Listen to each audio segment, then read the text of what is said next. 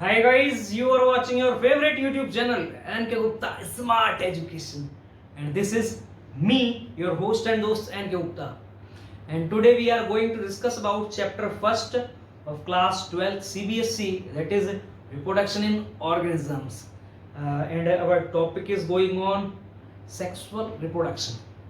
तो हाँ जी, हम जो हमारा टॉपिक चल रहा था सेक्सुअल रिप्रोडक्शन वो कंप्लीट कर चुके हैं। आज जो हमारा मेन टॉपिक रहेगा वो होगा फेजेस ऑफ लाइफ स्पैन।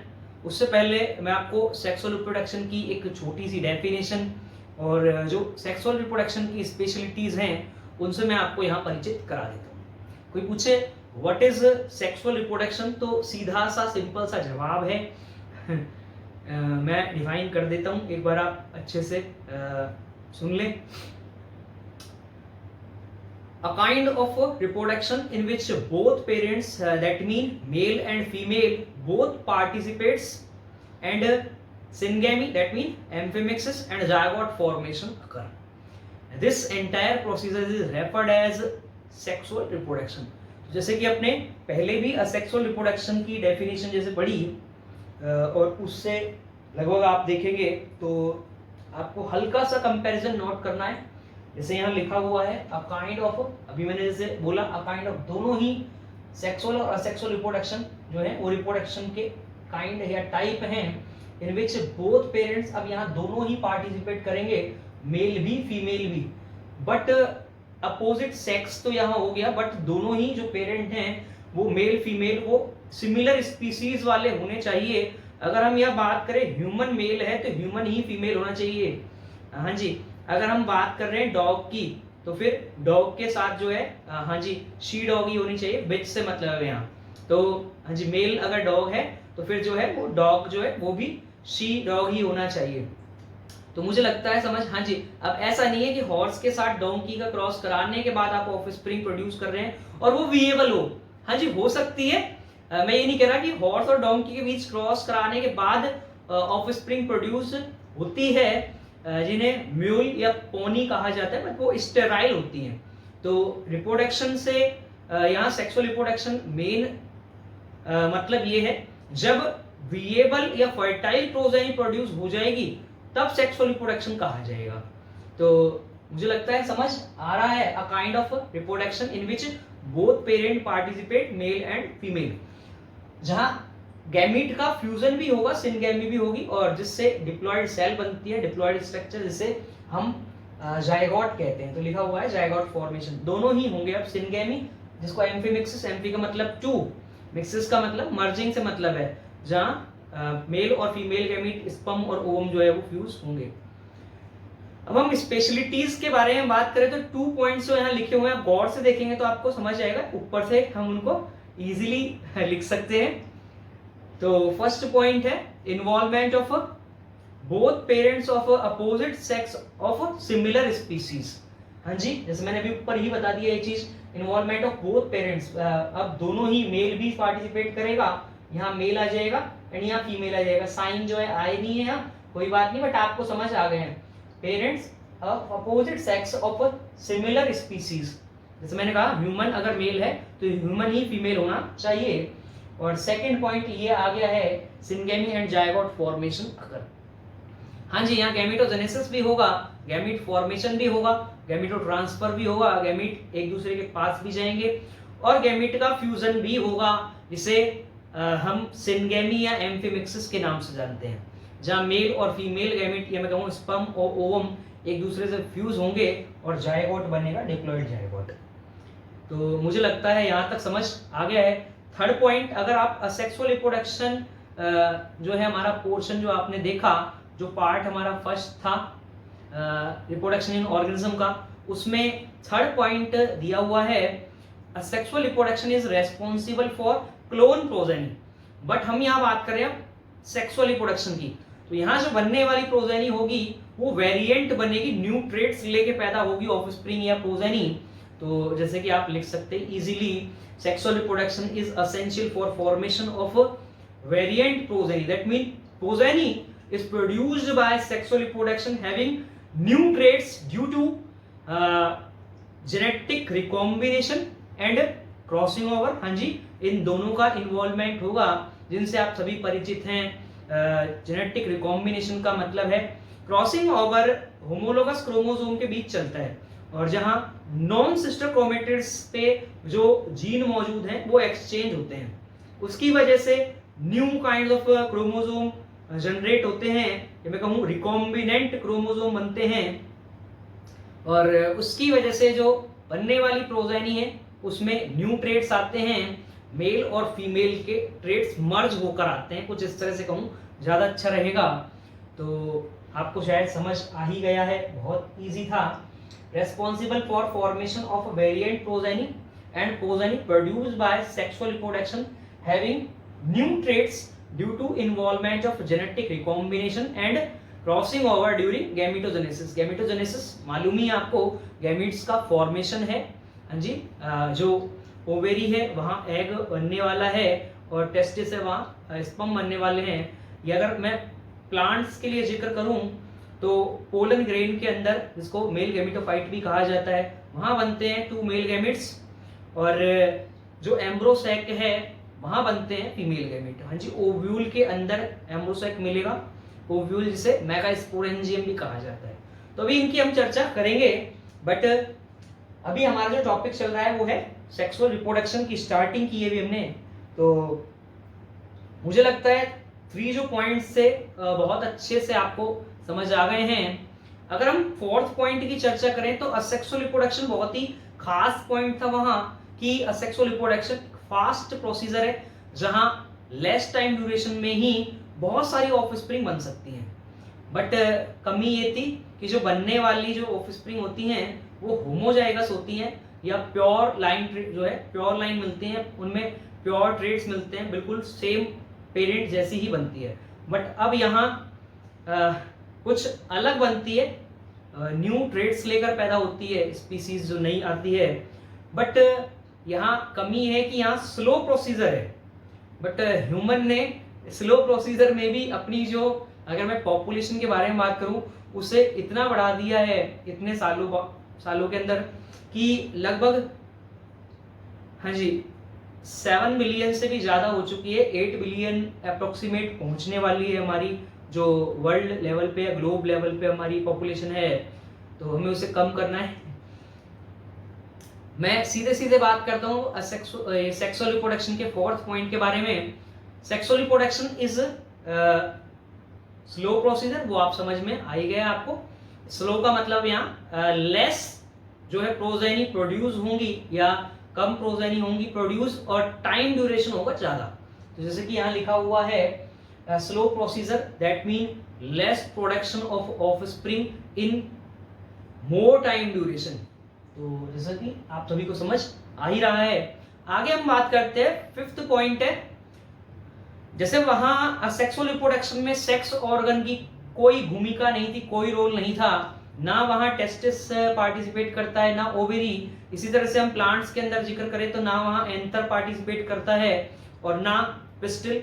आपने पूरा मैकेनिज्म देख लिया, असेक्सुअल रिप्रोडक्शन के बहुत सारे टाइप पढ़ लिए, वहां कहीं भी कोई भी गोनाड या जेनाइटेलिया काम नहीं आती, ना टेस्टिस ना ओवेरी, और ना ही वहां फ्लोरल पार्ट्स काम आते हैं, एंथर और पिस्टिल का ओवेरी वाला पोर्शन।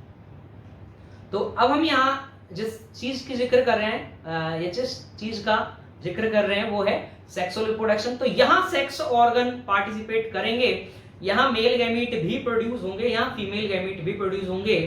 तो जैसे लिखा हुआ है यहाँ पार्टिसिपेशन ऑफ मेल भी आ जाएगा एंड फीमेल भी आ जाएगा। Male and female sex organs, male sex organ से मतलब प्राइमरी मेल सेक्स ऑर्गन से मतलब आप सभी जानते हैं जिसमें टेस्टिस हो गया अगर ह्यूमन या अदर एनिमल्स के बारे में बात करें, और अगर फीमेल में बात करें तो ओवेरी हो गया प्राइमरी सेक्स ऑर्गन। इनके अलावा अदर सेक्स ऑर्गन भी मिलते हैं, सेकेंडरी सेक्स ऑर्गन या एक्सेसरी सेक्स ऑर्गन, जिनकी चर्चा मैं बाद में करूंगा। मैं आपको थोड़ा सा इनके बारे में फिर भी बता देता हूँ। जैसे मेल में प्राइमरी सेक्स ऑर्गन हो गया टेस्टिस, इसके अलावा सेकेंडरी अगर सेक्स ऑर्गन के बारे में जिक्र करें हम तो एपिडाइडाइमिस हो जाएगा, वास डेफरेंस या वासा डेफरेंशिया हो जाएगा, इसके बाद इजैकुलेटरी डक्ट, इजैकुलेटरी डक्ट के बाद जो है सेमिनल वेसिकल, जो मेन थर्ड एसेसरी ग्लैंड भी कहा जाता है मेल की। इसके अलावा जो है पेनिस, और 2 एसेसरी ग्लैंड और हैं मेल की, जिनमें एक है प्रोस्टेट और एक है काउपर्स ग्लैंड, जिसे बल्बो यूरेथ्रल ग्लैंड भी कहा जाता है। तो मैं यहाँ 6 जो मैंने मेल के रिप्रोडक्टिव ऑर्गन बोले हैं, इसमें से प्राइमरी सेक्स ऑर्गन टेस्टिस, इसके अलावा सेकेंडरी सेक्सुअल जो ऑर्गन मैंने बोले सेक्स ऑर्गन, उनमें एपिडाइडाइमिस, वास डेफरेंस, सेमिनल वेसिकल, और सेमिनल वेसिकल जिसे थर्ड एसेसरी ग्लैंड भी कहा जाता है। 5th हो गया आपका पेनिस, और इसके बाद जो लास्ट है एसेसरी ग्लैंड अदर, जिनमें आपकी प्रोस्टेट और काउपर्स ग्लैंड, जिसे बल्बो यूरेथ्रल ग्लैंड भी कहा जाता है। अगर हम फीमेल में चर्चा करें तो हाँ, फीमेल में भी जो है अलग अलग तरह की आपको ग्लैंड्स भी मिल जाएंगी। तो मैं बोलता हूँ फीमेल के जो सेक्स ऑर्गन है। प्राइमरी सेक्स ऑर्गन ओवेरी हो गया, इसके बाद में जो सेकेंडरी सेक्स ऑर्गन है वो, उसमें आपका फर्स्ट हो गया ओविडक्ट, जिसे हम ओविडक्ट को फैलोपियन ट्यूब भी कहा जाता है। और इसके बाद जो हो गया आपका यूटेरस, जिसे वूम्ब भी कहा जाता है।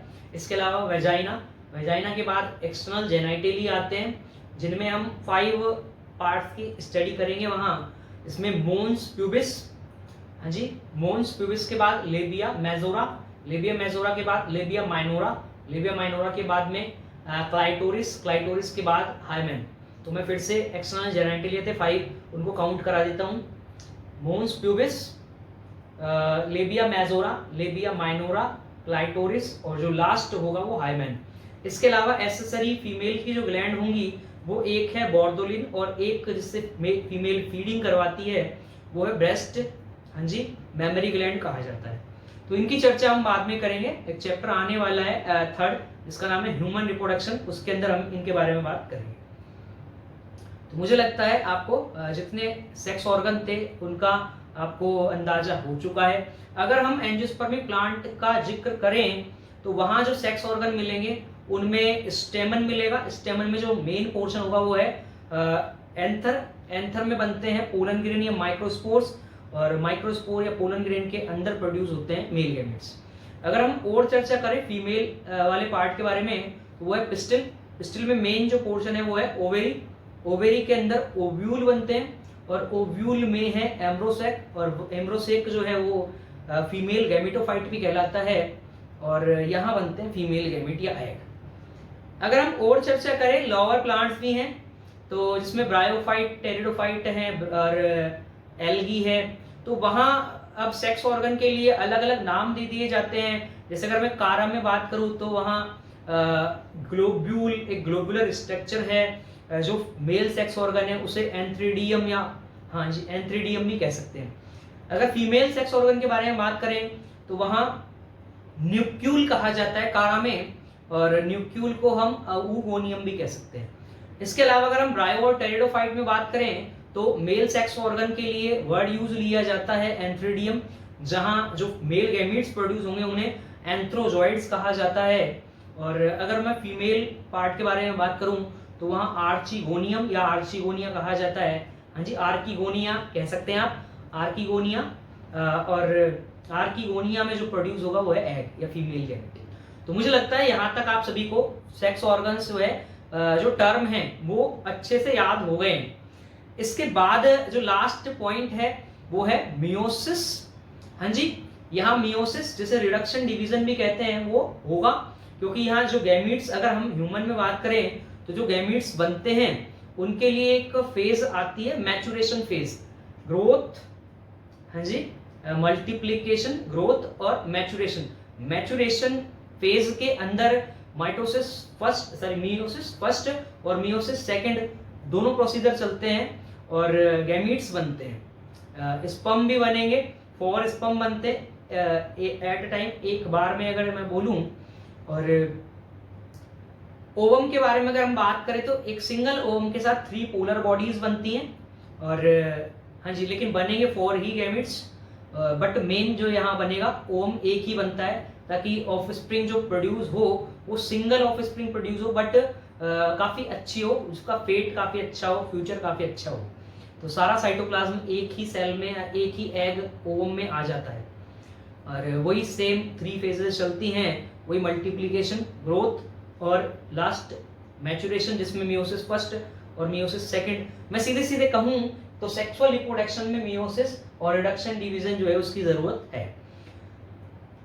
अब प्लांट्स के अंदर गैमीट बनते समय कभी भी, हाँ जी, अगर हम एंजियोस्पर्मिक प्लांट की जो है का जिक्र करें तो कहीं भी आपको गैमीट्स फॉर्म होते हुए मियोसिस देखने को नहीं मिलेगा, लेकिन सेक्सुअल रिप्रोडक्शन की किसी न किसी फेज के अंदर ये चीज देखने को मिल जाती है। जैसे अगर हम जिक्र करें तो माइक्रोस्पोरोजेनेसिस एक प्रोसीजर आता है जहां पोलन ग्रेन बनते हैं, माइक्रोस्पोर बनते हैं। इसी तरह से मेगास्पोरोजेनेसिस के थ्रू मेगास्पोर बनते हैं जो आगे डेवलप होकर मेगास्पोर ही बनाते हैं जो आपका एम्ब्रोसैक है वो। तो हाँ जी, तो अब मेगास्पोर और माइक्रोस्पोर बनते समय, मैं कहूं पोलन और एम्ब्रोसैक बनते समय ही मियोसिस कंप्लीट हो जाता है। तो सेक्सुअल रिप्रोडक्शन में मियोसिस या रिडक्शन डिवीजन बहुत जरूरी है। तो मुझे लगता है 6 पॉइंट आपको अच्छे से लर्न हो गए हैं। इसके अलावा जैसे हमने लोअर प्लांट्स में देखे या लोअर जिसमें एल्गी है, फंजाई है, लाइकेन है, वहां असेक्सुअल रिप्रोडक्शन ज्यादातर देखने को मिलता है। अगर लोअर एनिमल्स के बारे में बात करें हम तो लोअर इनवर्टिब्रेट्स में भी आपको जैसे प्रोटोजोआ में अमोइबा, पैरामीशियम, यूग्लिना, इनमें भी आपको जो है फीजन देखने को मिलता है। हाँ जी, बाइनरी फीजन कहते हैं। अब अलग अलग तरह के फीजन थे बाइनरी फीजन में भी, जैसे अमोइबा के अंदर इर्रेगुलर बाइनरी फीजन, पैरामीशियम में ट्रांसवर्स बाइनरी फीजन और यूग्लिना में लॉन्गिट्यूडिनल बाइनरी फीजन। तो यहाँ अब हम बात कर रहे हैं सेक्सुअल रिप्रोडक्शन की। तो हायर प्लांट में भी जैसे आपने देखा असेक्सुअल रिप्रोडक्शन चलता है, इसमें स्टेम के अलग अलग पोर्शन काम करते हैं, राइजोम है, कॉर्म है, ट्यूबर है, बल्ब है, रनर, सकर, स्टोलन, ऑफसेट, ये सब काम करते हैं। और लीफ वेजिटेटिव प्रोपेगेशन में काम आती है, रूट काम आती है, बल्बिल काम आती है। बट अब हम यहाँ बात कर रहे हैं सेक्सुअल रिप्रोडक्शन की। तो यहाँ हायर प्लांट्स के अंदर जो सीड जर्मिनेशन है वो देखने को मिलेगा और जो फ्लावरिंग है वो देखने को मिलेगी। तो इन फ्लोरल पार्ट्स के अंदर चलता है रिप्रोडक्शन, सेक्सुअल रिप्रोडक्शन। अगर हम बात करें हायर एनिमल्स की तो उनमें गोनाड के अंदर गैमेटोजेनेसिस चलता है। हाँ जी, गोनाड वही जेनाइटेलिया, टेस्टिस एंड ओवेरी, उनमें गैमीट्स बनते हैं। टेस्टिस में बनेंगे मेल गैमीट और ओवेरी में बनेंगे फीमेल गैमीट। उसके बाद जो है गैमीटो ट्रांसफर होगा, मेल गैमीट चल के जाएगा फीमेल गैमीट तक अगर ह्यूमन में बात की जाए, या फिर एक दूसरे के पास दोनों आ सकते हैं अदर ऑर्गेनिज्म में। अगर हम बात करें तो किसी भी तरह से मैकेनिज्म चल सकता है जिनकी अभी हम आगे चर्चा करेंगे। और बाकी लास्ट प्रोसीजर चलता है वो फर्टिलाइजेशन है, वो आप सब जानते हैं। तो लिखा हुआ है example, in higher plants through flowering and seed germination, in higher animal through gametogenesis and fertilisation. तो मुझे लगता है यहाँ तक आपको अच्छे से समझ आ गया है। जो हमारा मेन टॉपिक है वो है फेजेस ऑफ लाइफ स्पैन। तो सीबीएसई में 3 फेजेस ऑफ लाइफ स्पैन का हम यहाँ डिस्कस करने वाले हैं, जिसमें फर्स्ट है एडोलेसेंस, जिसे हम एडोलेसेंट फेज कह दें या प्री रिप्रोडक्टिव फेज कह दें। सेकंड है रिप्रोडक्टिव फेज और लास्ट है सेनेसेंस या सेनेसेंट फेज, जिसे हम पोस्ट रिप्रोडक्टिव फेज कह सकते हैं। तो फर्स्ट टॉपिक पे आते हैं हम, और वो है एडोलेसेंस। उससे पहले एक वर्ड आता है छोटा सा, वो है जुवेनाइल। कोई पूछे व्हाट इज जुवेनाइल, तो जो अंडर एज जो पीपल हैं, अडल्ट जो नहीं हुए हैं, किशोर कह दे, उनके लिए वर्ड यूज लिया जाता है जुवेनाइल, जिसमें हम अडल्ट से जो पहले वाली स्टेजेस हैं, जिसमें नेसेंट, चाइल्डहुड, एडोलेसेंट, इन सभी को लेकर चलते हैं। जैसे कि लिखा हुआ है the period of growth and development between birth to reproductive phase. जैसे मैंने सभी चीजें ले ली, नेसेंट भी ले लिया, हाँ जी, बर्थ हुआ तो नेसेंट बना, उसके बाद चाइल्डहुड स्टेज आई और लास्ट आई एडोलेसेंट स्टेज। तो बर्थ से लेकर जो रिप्रोडक्टिव फेज तक का जो पीरियड था ग्रोथ का, डेवलपमेंट का, उसे कहा जाता है जुवेनाइल। अब जुवेनाइल में और एडोलेसेंट में हल्का सा एक माइन्यूट डिफरेंस आप याद रख लें। एडोलेसेंट जो है वो जस्ट रिप्रोडक्शन से पहले की फेज है, जिसे हम टीन एज कहते हैं। हाँ जी, 13-14 में पहुंचने के बाद जो बंदा है वो लगभग टीनेज कहलाएगा, या मैं कहूं एडोलेसेंट कहलाएगा। अब जुवेनाइल में और एडोलेसेंट में क्या डिफरेंस है? वो जुवेनाइल में सेकेंडरी सेक्सुअल ट्रेट्स अगर मैं नेसेंट में कहूं और चाइल्डहुड स्टेज में कहूं तो वो अनडेवलप्ड होते हैं, वो हाईली डेवलप नहीं होते। लेकिन एडोलेसेंट स्टेज के अंदर सेकेंडरी सेक्सुअल ट्रेट्स जो हैं वो डेवलप हो रहे होते हैं और अच्छे से लगभग डेवलप हो चुके होते हैं। तो मैं एक बार डिफाइन करता हूं, जैसे लिखा हुआ है, pre reproductive phase in which an organism reaches on high peak of growth and development. Main चीज थी विद सेकेंडरी सेक्सुअल ट्रेट्स। तो मेन चीज थी सेकेंडरी सेक्सुअल ट्रेट्स, जो आपको शायद समझ आ गई है। इससे इसमें जुवेनाइल फेज से और जो एडोलेसेंस है उसमें क्या माइन्यूट डिफरेंस था, वो ये वर्ड का डिफरेंस था। कोई पूछे कि क्या है ये सेकेंडरी सेक्सुअल ट्रेट्स, तो उनसे आप सभी परिचित हैं। टीनेज में जब पहुंचता है एक मेल, तो उसमें क्रैकलिंग वॉइस है, जिसमें साउंड काफी भारी साउंड आती है, लाउड वॉइस हो जाती है, और मसल्स स्ट्रांग हो जाती हैं, और हाँ जी, ये मस्टैच और बियर्ड जो है वो आना शुरू हो जाती है। तो ऐसा एक हार्मोन है जिसका नाम है टेस्टोस्टेरोन, उसके लेवल में इंक्रीजमेंट की वजह से ऐसा देखने को मिलता है। अगर हम फीमेल की चर्चा करें यहाँ, तो फीमेल के जो सेकेंडरी सेक्सुअल ऑर्गन हैं, जिनमें ओविडक्ट, वेजाइना, और हम बात करें क्लाइटोरिस, तो मुझे लगता है इनका डेवलपमेंट यहाँ बढ़ जाता है। साथ साथ जो फीमेल है उसकी स्वीट वॉइस हो जाती है काफी, और ब्रेस्ट साइज इंक्रीज हो जाता है, हिप का साइज इंक्रीज हो जाता है। ऐसा इसलिए क्योंकि माँ ही बच्चे को फीडिंग कराती है, तो ब्रेस्ट साइज जो है उसमें मेमोरी वेसिकल का नंबर बढ़ जाता है, काउंट बढ़ता है, उसकी वजह से मिल्क का प्रोडक्शन काफी होता है। और अगर हम हिप साइज के बारे में बात करें, तो जो पेक्टोरल गर्डल है, हाँ जी, जो हमारा जो हिप वाला पोर्शन है उसमें जो गर्डल मिलती है, जो शोल्डर वाला जो पोर्शन है उसमें गर्डल को कहा जाता है पेक्टोरल गर्डल, और जो हिप वाला पोर्शन है वहां कहा जाता है पेल्विक गर्डल। तो पेल्विक गर्डल का साइज काफी बड़ा हो जाता है, क्योंकि जब प्रेगनेंसी की स्टेज आती है तो बच्चे को जो प्रोटेक्ट रखता है यूटेरस में या वूम्ब में, वो पेक्टोरल गर्डल का साइज बढ़ने की वजह से वो सेफ रहता है काफी लंबे टाइम तक। और जो बर्थ कैनाल है, जिसमें वेजाइना और यूटेरस का लास्ट पोर्शन सर्विक्स आता है, वो भी पार्ट्यूरेशन जिसे हम चाइल्ड बर्थ कहते हैं उसके दौरान वो भी बढ़ जाता है, वो पेल्विक गर्डल के साइज में इंक्रीजमेंट की वजह से ही ऐसा देखने को मिलेगा। तो मुझे लगता है आपको यहां तक समझ आ चुका है। मैं फिर से एक बार रिपीट कर देता हूं, दोनों छोटी छोटी डेफिनेशन थी। The period of growth and development between birth and reproductive phase known as juvenile phase. अगर हम बात करें एडोलेसेंट की, तो pre reproductive phase in which an organism reaches on high peak of growth and development with secondary sexual traits. अब क्यों teenage को या एडोलेसेंट फेज को क्यों हम पीरियड ऑफ स्टॉर्म कहते हैं, हाँ जी, तूफान का काल भी कहा जाता है।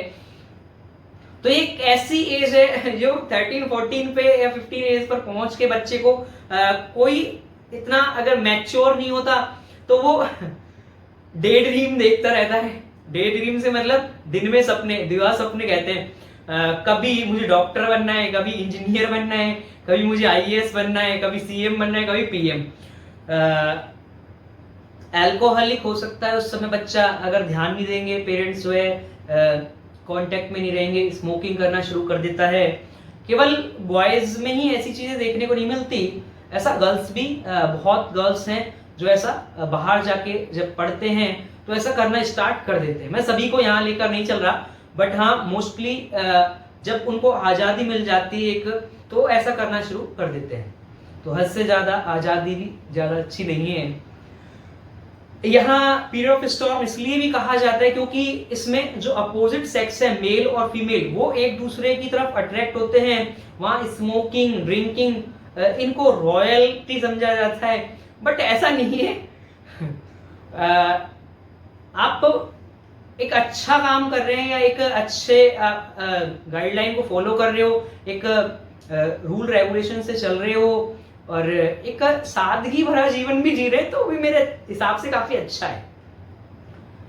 हाँ जी, मेरी शक्ल देख के लगता नहीं होगा, बट स्मोकिंग, ड्रिंकिंग, इनसे दूर दूर तक कोई ताल्लुक नहीं है, और मैं सीधे बोलूं, मैं सुपारी भी नहीं खाता हूँ। हाँ जी। तो इसीलिए मैं आपको ऐसी अच्छी एडवाइस दे रहा हूँ, अदरवाइज पॉसिबल ही नहीं है कोई खुद अल्कोहलिक हो और खुद स्मोकिंग करता हो और वो एडवाइस दे, पॉसिबल ही नहीं है, दम नहीं आएगा बात में, तो मेरी में दम आएगा। हाँ जी, मैं खुद नहीं करता तो मैं आपसे कह सकता हूँ drinking and smoking is injurious to health. तो आप इन सभी से बचें, क्योंकि इस समय आप टीन एज में पहुंच चुके हैं सभी। तो क्यों इसे पीरियड ऑफ स्टॉर्म कहा जाता है, मैंने इससे आपको परिचित करा दिया। अब अगर हम प्लांट्स का जिक्र करें तो प्लांट में एडोलेसेंट फेज ना कह के एक अलग ही नाम दिया गया है, वो है वेजिटेटिव फेज। तो जैसे लिखा हुआ है in plants adolescent phase or adolescence is also referred as vegetative phase in which growth and development occur between, अब यहाँ बर्थ ना बोल के हम कहें seed germination to flowering, flowering मतलब अब यहाँ फ्लोरल ट्रेट्स प्रोड्यूस होने से मतलब यहाँ वही रिप्रोडक्टिव फेज आने से मतलब है, क्योंकि फ्लावर के अंदर ही सेक्स ऑर्गन जो है वो मिलते हैं, जिसमें स्टेमन है और पिस्टल है। तो मुझे लगता है यहाँ तक बखूबी समझ आ गया है, जितना पॉसिबल हो सकता था मैंने इस एडोलेसेंट फेज को क्लियर कर दिया है, बट आता नहीं है इसके बारे में ज्यादा। जो ज्यादा पोर्शन देखने को मिलेगा वो है रिप्रोडक्टिव फेज। तो हम आगे चर्चा करते हैं रिप्रोडक्टिव फेज की। जैसे मुझे लगता है अच्छे से वॉच कर रहे हो, सीन हो रहा है, मुझे लगता है कोई पूछे कि व्हाट इज रिप्रोडक्टिव फेज, तो सिंपल सा जवाब है फेज ऑफ रिप्रोडक्शन, हाँ जी, मेटिंग की या ब्रीडिंग की फेज है, जिसमें जो हाँ जी जिसमें अगर प्राइमरी सेक्सुअल जो ऑर्गन है अगर वो ही अच्छे से डेवलप नहीं हुए तो मेरे हिसाब से गैमीट प्रोड्यूस नहीं होंगे, और गैमीट्स प्रोड्यूस नहीं होंगे तो फर्टिलाइजेशन नहीं होगा। तो सभी चीजों की जरूरत थी। मैं फिर से एक बार रिपीट करता हूँ, प्यूबरिटी की डेफिनेशन है बहुत इजी सी। प्यूबरिटी जिसे हम यौवनारंभ या जवानी कहते हैं, या यूथ कहते हैं, यंग हो गया है, जवान हो गया बच्चा, तो बहुत इजी सी डेफिनेशन यहाँ लिखी हुई है। फेज ऑफ रिप्रोडक्शन, हाँ जी, रिप्रोडक्शन की फेज है reproductive phase, in which an organism reaches on high peak of primary sexual traits with highly developed secondary sexual traits. जैसे कि आपको सभी को देखने को मिल रहा है, phase of reproduction in which organism gains maturity and development in primary sex organ, या प्राइमरी सेक्स ऑर्गन से मतलब यहाँ अब फीमेल में ओवरी से और मेल में टेस्टिस से है। अगर हम प्लांट्स की चर्चा करें तो प्लांट में स्टेमन से, स्टेमन के एंथर वाले पार्ट से वो मैच्योरिटी गेन करेगा, और जो पिस्टिल है और पिस्टिल का ओवरी वाला पोर्शन है वो यहाँ मैच्योरिटी गेन करेगा, उसको ओव्यूल। तो मुझे लगता है यहाँ तक अच्छे से समझ आ गया है। मैं फिर से रिपीट कर देता हूँ एक बार, phase of reproduction in which an organism reaches on high peak, या हम कुछ इस तरह से कह दें, organism gains maturity and development in primary sex organ with highly developed secondary sexual trait। अब यहाँ जितने भी secondary sexual trait हैं वो बहुत जितने डेवलप होने थे वो हो चुके हैं, हाँ जी, तभी अब यहाँ ब्रेस्ट फीडिंग अच्छे से फीमेल करवा पाएगी, मेटिंग तभी अच्छे से हो पाएगी, कॉपुलेशन हम जिसको कह रहे हैं, या जनरली आप सेक्स जिसको कह देते हैं। तो ये थी प्यूबरिटी। अब तो हाँ जी, जवान हो चुका है, यंग हो चुका है बच्चा। अब अडल्ट में क्या डिफरेंस है, एडोलेसेंट से अडल्ट कैसे अलग है, प्यूबरिटी जो स्टेज थी उससे कैसे अडल्ट अलग है। तो कोई पूछे व्हाट इज अडल्ट, तो जवाब आपके सामने है, a fully mature and developed organism. हाँ जी, बिल्कुल मैच्योर हो चुका है, बहुत ही डेवलप हो चुका है, अब गैमीट्स प्रोड्यूस कर सकता है। अब गैमीट्स प्रोड्यूस करेगा जिसे गैमेटोजेनेसिस कहेंगे, उसके बाद कॉपुलेशन होगा जिसे मेटिंग कहते हैं, या रिप्रोडक्शन करेंगे वो सेक्स कहूं तो सेक्स करने के बाद या मेटिंग करने के बाद ऑफस्प्रिंग प्रोड्यूस करेंगे, हाँ जी, फर्टिलाइजेशन होगा और ऑफस्प्रिंग प्रोड्यूस होगी। तो जैसा लिखा हुआ है, a fully develop and mature individual और organism that gets ability to produce gametes and bears offspring through reproduction. बहुत इजी सी डेफिनेशन थी, आपको शायद मुझे लगता है समझ आ गई है। A fully developed and mature organism, that mean हम यहाँ अब लगभग पेरेंट की तरह मान लें, तो पेरेंट है जिसमें मेल भी काम कर रहा है, फीमेल भी काम कर रही है, that gets the ability to produce gametes. अगर मेल है तो स्पर्म प्रोड्यूस हो रहा है, और फीमेल है तो ओवम प्रोड्यूस हो रहा है। That and bears offspring, offspring कह दे, प्रोजेनी कह दे, एक ही बात, थ्रू मेटिंग कह दे या ब्रीडिंग कह दे या रिप्रोडक्शन कह दे, एक ही बात, और उसे अडल्ट कहा जाएगा। तो हमारे लिए मेन चीज है यही, रिप्रोडक्टिव फेज ही मेन है। इसके अकॉर्डिंग रिप्रोडक्टिव फेज के बेस पे टाइप्स आपको देखने को मिलेंगे फ्लावरिंग प्लांट्स के, जिनको फेनोगेम्स भी कहा जाता है।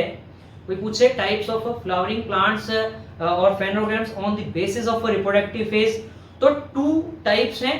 फर्स्ट है मोनोकार्पिक प्लांट एंड सेकंड है पॉलीकार्पिक प्लांट। जैसा आप एक बार सीन कर ले, हाँ जी मुझे लगता है वॉच कर रहे हैं आप अच्छे से, और टेबल निकल के आई है, तो इस टेबल से आप इजीली दोनों में डिफरेंस कर सकते हैं। हाँ जी, एक साइड लिखा हुआ है मोनोकार्पिक प्लांट, एक साइड लिखा हुआ है पॉलीकार्पिक प्लांट। कोई पूछे व्हाट इज मोनोकार्पिक प्लांट, तो पहले वर्ड मीन समझ लेते हैं। मोनो दैट मीन सिंगल, हाँ जी ओनली वन टाइम से मतलब है यहाँ, और carp that mean fruit. Fruit जब आएगा जब फ्लावरिंग होगी, फ्लावरिंग के बाद फ्रूटिंग होती है ओवरी राइपन होने के बाद, और फ्रूट में बनते हैं सीड। इसका मतलब लाइफ स्पैन में ओनली एक ही बार फ्लावरिंग होने वाली है, और फ्लावर से जो है एक ही बार फ्रूट और सीड प्रोड्यूस होने वाले हैं। लेकिन अगर हम पॉलीकार्पिक का वर्ड मीन देखेंगे तो इजीली दोनों अपोजिट है एक दूसरे का, समझ में आ जाएगा आपको। Poly that mean many and carp that mean fruit. तो इजीली आपको समझ में आ रहा है कि यहाँ बहुत बार या मैनी टाइम जो है वो फ्रूट्स बनने वाले हैं। इसका मतलब ब्लोसम भी जो है प्लांट में बार बार होगा, या फ्लावरिंग भी बार बार होगी, और फ्लावर से फ्रूट भी हर साल बनने वाले हैं, या मैं कहूँ बार बार बनने वाले हैं, और सीड भी उन फ्रूट्स के अंदर बार बार आएंगे। तो डेफिनेशन बहुत इजी सी डेफिनेशन है, दोज प्लांट्स ब्लोसम और ब्लूम। दोज प्लांट्स ब्लूम का मतलब फ्लावरिंग से है। Those plants Bloom and produce fruits and seed once in their lifespan known as monocarpic plant। तो मुझे लगता है इजी सी डेफिनेशन थी, समझ में आ गई है, और उसी से आप ये वाली बना सकते हैं, those plants bloom and fruit and produces fruit and seed many times in their lifespan। वहां only once लिखा हुआ था, only one time लिखा हुआ है, यहाँ many time है, तो हल्का सा डिफरेंस था, वो शायद वर्ड मीन में ही आपको पहले ही समझ आ गया है। अब यहाँ जो बनने वाले फ्रूट्स हैं, हाँ जी मोनोकार्पिक प्लांट के अंदर जो बनने वाले फ्रूट्स हैं उन्हें मोनोकार्प कहा जाएगा, और जो पॉलीकार्पिक प्लांट में बनने वाले फ्रूट हैं उन्हें पॉलीकार्प कहा जाएगा। तो मैं इजीली लिखा हुआ है, आप इजीली बना सकते हैं। Fruit produced by monocarpic plant और produce through monocarpic plants known as monocarp. अगर यहाँ चर्चा करें तो fruits produced by polycarpic plant through fruits produced through polycarpic plant known as polycarp। तो इजीली आपको मुझे लगता है समझ आ गया है, इजी सा डिफरेंस था। Mono that mean single, carp fruit, poly that mean many, carp that mean fruit. Single time यहाँ या once in their life span, blossom भी एक ही बार होगा, फ्रूट भी एक ही बार आना है, और सीड भी एक ही बार। बट यहाँ मैनी टाइम जो है लाइफ स्पैन के अंदर, मैनी टाइम जो है वो ब्लोसम होना है, फ्लावरिंग होनी है, और उनसे फ्रूटिंग और सीड भी बार बार आएंगे। तो ऐसे फ्रूट्स को जो बार बार आ रहे हैं उन्हें पॉलीकार्प, और जो सिंगल टाइम आ रहे हैं उन्हें मोनोकार्प कहा जा रहा है।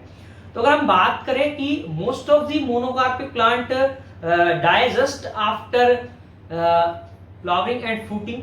हाँ जी, फ्रूट आने के बाद जो है, हार्वेस्टिंग होने के बाद प्लांट की जो है वो सेनेसेंट फेज में जल्दी पहुंच जाते हैं, और डेथ को वो पाल लेते हैं, या उनकी डेथ हो जाती है। बट अगर हम यहाँ चर्चा करें, जैसे लिखा हुआ है most of the monocarpic plant do not die just after flowering and fruiting like annual and biannual plant. हाँ जी, जो एनुअल प्लांट है मोस्टली वो एक ही साल के अंदर जो है उनमें सीड जर्मिनेशन भी हो जाता है, उनमें वेजिटेटिव फेज भी आ जाती है। हाँ जी, स्टेम जो रूट है, लीव्स है, वो वाली फेज भी काफी एक्टिव होती है उसी साल में, और फ्लावरिंग भी हो जाती है, वहाँ फ्रूट भी आ जाते हैं, सीड भी आ जाते हैं, और हार्वेस्टिंग भी हो जाती है।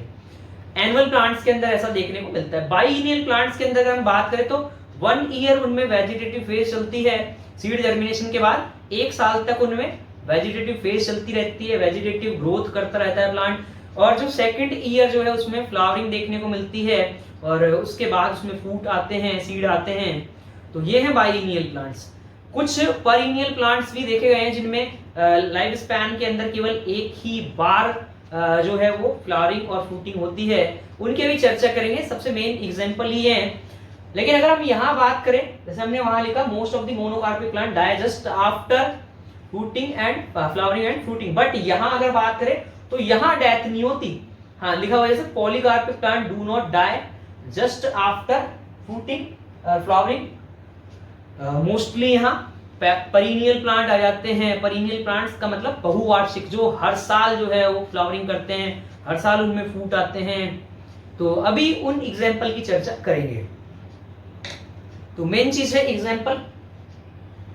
एग्जाम्पल को आप अच्छे से एक बार सीन कर ले।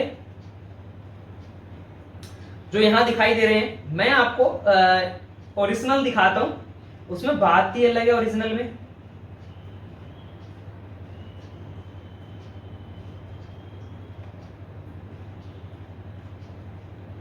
हाँ जी, तो निकल के आए जैसे आप भाई सब जानते हैं इसके बारे में। और ब्रेड व्हीट है जिसकी रोटी आप खाते हैं, ट्रिटिकम एस्टिवम नाम है। जो आपको दिखाई दे रहा है ये इस समय जो है इन्फ्लोरेसेंस जो स्पाइक कहा जाता है जिसको, वो इस समय लगभग मैच्योर हो चुका है। यहाँ कुछ जो फ्लावर हैं वो अभी इमेच्योर हैं। एक फ्लावर के लिए जो है वो वर्ड यूज लिया जाता है स्पाइकलेट, पूरा का पूरा स्पाइक है इसमें। अगर आप देखेंगे ये जो है आपको जो दिखाई दे रहा है दाने हैं, ये ग्रेन्स इनको आप कहते हैं, वो एक टाइप का फ्रूट है जिसे कैरियोप्सिस फ्रूट कहा जाता है। कैरियोप्सिस फ्रूट हस्क के अंदर बंद है, हस्क जिसे भूसा कह देते हैं। हस्क में जो है एक सारी चीजें आती हैं जिनमें ब्रैक्ट्स आते हैं काफी अलग अलग तरह के, जिनमें मैं कहूँ स्टेराइल ब्रैक्ट्स है जिसे ग्लूम कहा जाता है। सबसे छोटा जो सबसे बाहर की तरफ मिलता है उसे ग्लूम कहा जाता है। उसके बाद जिसके ऊपर आपको ये ऑन देखने को मिल रहा है, काफी लंबा स्पाइक जैसा कांटा से ऑन कहते हैं, ऑन AWN ऑन जो है जिसके ऊपर मिलता है उसे पैलिया कहते हैं। और एक और फर्टाइल जो है ब्रैक्ट अंदर देखने को मिलता है जिसे लेमा कहते हैं। मैं फिर से रिपीट करता हूँ, मैंने 3 ब्रैक्ट्स बोले हैं। बाहर की तरफ एक स्केली जो है ब्रैक्ट मिलेगा छोटा साइज में जिसे ग्लूम कहा जाएगा, स्टेराइल ग्लूम होता है, स्टेराइल ब्रैक्ट है। इसके बाद जो है जो फ्लोरल पार्ट है या मैं कहूँ जिसमें स्टेमन और पिस्टल के जस्ट पास वाले हैं, और एक में जिसमें से वो ऑन निकल रहा है वो स्पाइक जैसा आपको दिखाई दे रहा है, उसे पैलिया कहा जाता है। और जो सबसे अंदर है छोटा वाला उसे लेमा कहा जाता है। इन सबको मिला के कहते हैं हस्क, भूसा कह देते हैं। और यहाँ कोरोला नहीं होता, यहाँ कैलिक्स नहीं होता, यहाँ पेरियंथ मिलता है। यहाँ पेरियंथ भी कुछ अलग टाइप का स्केली सा ग्रीन सा, कई बार तो जो है वो पेरियंथ एब्सेंट होता है। लेकिन अगर ग्रेमिनी फैमिली के मेंबर्स के बारे में बात करूं तो यहाँ पेरियंथ को स्पेशल टर्म दिया गया है, लॉडिक्यूल्स कहा जाता है इन्हें। तो आपको बहुत सारी ऐसी चीजें मिल रही हैं क्योंकि ग्रेमिनी फैमिली का कहीं जिक्र है नहीं, ना तो CBSE में ना RBSE में। तो मुझे लगता है आपको कुछ अच्छी चीजें और मिल रही हैं। फेदरी स्टिग्मा इनके अंदर मिलता है, तो अभी हम चर्चा करेंगे इनकी। बट मुझे लगता है आपको स्पाइक जो था ट्रिटिकम एस्टिवम का वो इन्फ्लोरेसेंस समझ आ गया है। और जो यहाँ मैंने फ्रूट बोला, इस फ्रूट को पॉलीकार्पिक फ्रूट इस कैरियोप्सिस फ्रूट नाम दिया गया है। कैरियोप्सिस फ्रूट वो फ्रूट है जो मोनोकार्पेलरी ओवेरी के थ्रू बनता है। साथ में यहाँ जो फ्रूट वॉल है जिसे पेरिकार्प कहते हैं, और जो सीड कोट है वो एक दूसरे से फ्यूज होते हैं, मर्ज हो जाते हैं, और उनको हम हाँ जी मेम्ब्रेनस होते हैं दोनों ही, फ्रूट वॉल भी और यानी कि पेरिकार्प भी और सीड कोट भी। अब यहाँ इंटेग्यूमेंट वाला जो पोर्शन है वो डबल मेम्ब्रेन के अंदर आउटर और इनर में डिफरेंशिएट नहीं होता, और जो पेरिकार्प और सीड कोट है वो एक दूसरे से बिल्कुल मर्ज होते हैं, चिपके हुए होते हैं। इसकी वजह से इसे नाम दिया गया है कैरियोप्सिस फ्रूट, एक स्पेशल टाइप के। जितने भी ग्रेन्स के अंदर आप फ्रूट देखने वाले हो, अब अनाज जो आप देखोगे उन सभी के अंदर कैरियोप्सिस फ्रूट देखने को मिलता है, चाहे आप ओराइजा सटाइवा हो, राइस या जिया मेज हो, या मैं कहूँ पर्ल मिलेट बाजरा हो, तो सभी के अंदर ऐसा देखने को मिलता है। सेकंड जो हमारा है वो है ओराइजा सटाइवा, जिसको पैडी या राइस धान भी कहा जाता है, जैसे सीन हो रहा है आपको। और ये भी स्पाइक है और वही चीज यहाँ भी एक जो है इन्फ्लोरेसेंस, जैसे आप आगे वाले पोर्शन में देखेंगे तो अभी इमेच्योर है इन्फ्लोरेसेंस, तो आपको जैसे दिखाई दे रहा है पीछे में जो है थोड़े जो फ्रूट हैं वो यहाँ बन चुके हैं जिन्हें कैरियोप्सिस फ्रूट कहा जा रहा है। अब इनके अंदर वही चीज, अब यहाँ भी हस्क है वही पैलिया लेमा, और साथ साथ जो है ग्लूम्स पैलिया लेमा, हाँ जी, उनसे आप सभी परिचित हैं और वो चीज आपको यहाँ देखने को मिल रही है। तो ये था ओराइजा सटाइवा, जिसे धान, सीधे बोलूं राइस, चावल कहा जाता है। तो ये दोनों जो मैंने बताए एनुअल प्लांट थे। इनके अलावा इसमें आप कॉर्न ले सकते हैं, मेज जिसको कहा जाता है, हाँ जी, जिया मेज, मक्का है। इसके अलावा आप यहाँ पेनिसिटम टाइफॉइडीज ले सकते हैं, पर्ल मिलेट जिसको बाजरा कहा जाता है, आप जौ ले सकते हैं जिसको हॉर्डियम वल्गैर कहा जाता है, आप ज्वार ले सकते हैं, सोरगम वल्गैर कहा जाता है, आप जई ले सकते हैं, ओट जिसे एविना सटाइवा कहा जाता है। तो मैंने जितने भी बोले ये सब सीरियल हैं जिन्हें ग्रेन, अनाज कहते हैं। यहाँ आगे जो आपको एग्जांपल दो दिखाई देंगे वो बाइनियल प्लांट्स के हैं, तो आप देख ले बाइनियल प्लांट्स वही जिसमें मैंने बोला एक साल 1 ईयर तो जो है वेजिटेटिव ग्रोथ आपको प्लांट में देखने को मिलेगी, वही रूट, स्टेम और लीव्स जो है अच्छे से ग्रोथ करते हैं, और सेकंड ईयर आपको जो है वहाँ फ्लावरिंग देखने को मिलेगी और फ्रूटिंग देखने को मिलेगी। हाँ जी, फ्लोरल ट्रेट्स जो मैच्योर होंगे वो सेकंड ईयर होते हैं। तो इनमें एग्जांपल दो मैंने यहाँ मेंशन किए हुए, एक तो है कैलेंडुला ऑफिसनेल जिसे हम पोर्ट मैरीगोल्ड भी कहते हैं, गेंदा, और एक है हजारा जिसको कहते हैं हम अफ्रीकन मैरीगोल्ड जिसको कहते हैं, या जिसको हम मैक्सिकन मैरीगोल्ड कहते हैं, और साइंटिफिक टर्म है टेजेट्स इरेक्टा। तो पहला तो आपको दिखाई दे रहा है, ये एक सिंगल, पहली बात कईयों को ये फ्लावर, सन जैसे सनफ्लावर होता है, हाँ जी, सनफ्लावर का नाम है हेलियंथस एनस, वो भी इसी में आ जाएगा, बाइनियल प्लांट है।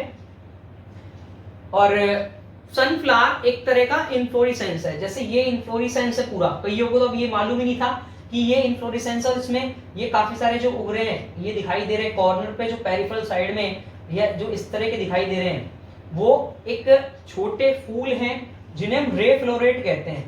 ये वाले जो आपको दिखाई दे रहे हैं कॉर्नर पे जितने भी, इनको रे फ्लोरेट कहा जाता है। और जो बीच में आपको फ्लावर दिखाई दे रहे हैं छोटे छोटे स्मॉल साइज वाले, स्मॉल फ्लावर्स को यहाँ टर्म दिया गया फ्लोरेट, और जो बीच में फ्लावर है यहाँ इनको दिया गया है हम डिस्क फ्लोरेट कहते हैं। तो 3 टाइप्स के यहाँ फ्लावर या फ्लोरेट देखने को मिलते हैं, जिनमें भी मैंने 2 का जिक्र कर दिया है।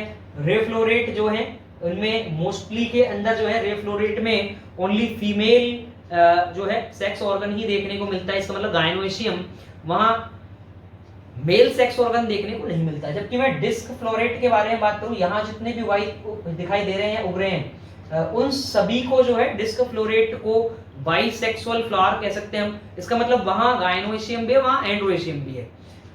रे फ्लोरेट में से कुछ ऐसे होते हैं जिनमें ना गायनोइशियम होता है ना एंड्रोइशियम, उनको हम न्यूट्रल फ्लोरेट कहते हैं। तो यहाँ 3 टाइप्स के फ्लावर देखने को मिलते हैं, या मैं कहूँ छोटे हैं तो इन्हें पुष्पक कह देते हैं, हाँ जी, फ्लोरेट कह देते हैं।